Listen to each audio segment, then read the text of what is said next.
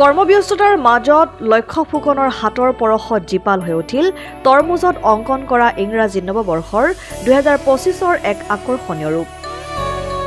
তিনিচুকীয়াৰ এখন ৰিজৰ্টত কৰ্মৰত যুৱকৰ ব্যতিক্ৰমী প্ৰতিভাই সকলোকে কৰিছে আপ্লুত।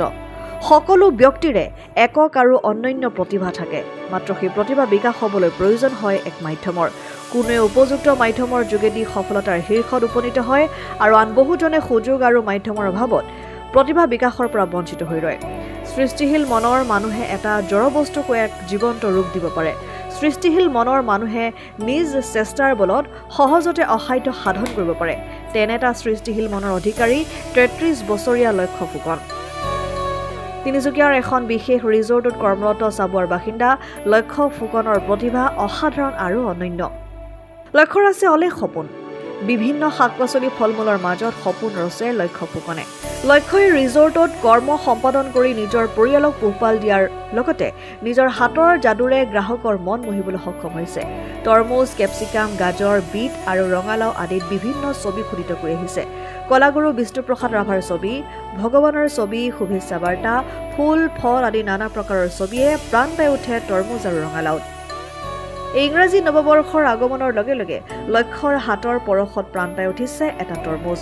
অতি আকৰ্ষণীয় ৰূপত তৰমুজটোৰ ওপৰত ইংৰাজী নৱবৰ্ষৰ শুভেচ্ছা বাৰ্তা প্ৰেৰণৰ যোগেদি সকলোকে কৰিছে অভিভূত। লগতে তেওঁ সময়ে সময়ে বিভিন্ন বিষয়ক লৈ পাচলি, ফল-মূল আদিত কৰি থকা এনেধৰণৰ আকৰ্ষণীয় অংকনে লক্ষ্যক এক চিনাকি নামলৈ ৰূপান্তৰিত কৰিছে।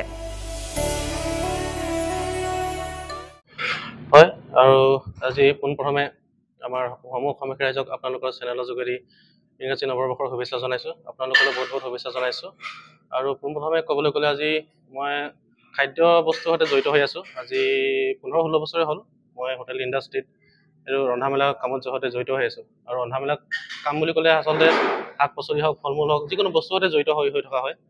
আৰু সেইবিলাকে বস্তু মানে আমি এটা অন্য এটা ৰূপ দিবলৈ চেষ্টা কৰোঁ। যেনেকৈ আমাৰ তৰমুজে হওক বা যিকোনো গাজৰ, মূলা তেনেকুৱা ফল-মূল আমি অন্য এটা ৰূপ দিবলৈ চেষ্টা কৰোঁ, যাতে আমাৰ অতিথিজন ৰেষ্টুৰেণ্টলৈ অহা মানে আকৰ্ষিত হয়। খাদ্য বস্তুটো সোৱাদ লগাৰ উপৰিও আমি যাতে অন্য এটা ৰূপ দিব পাৰোঁ, তাই চকুৰে চাই যাতে আকৰ্ষিত হয়।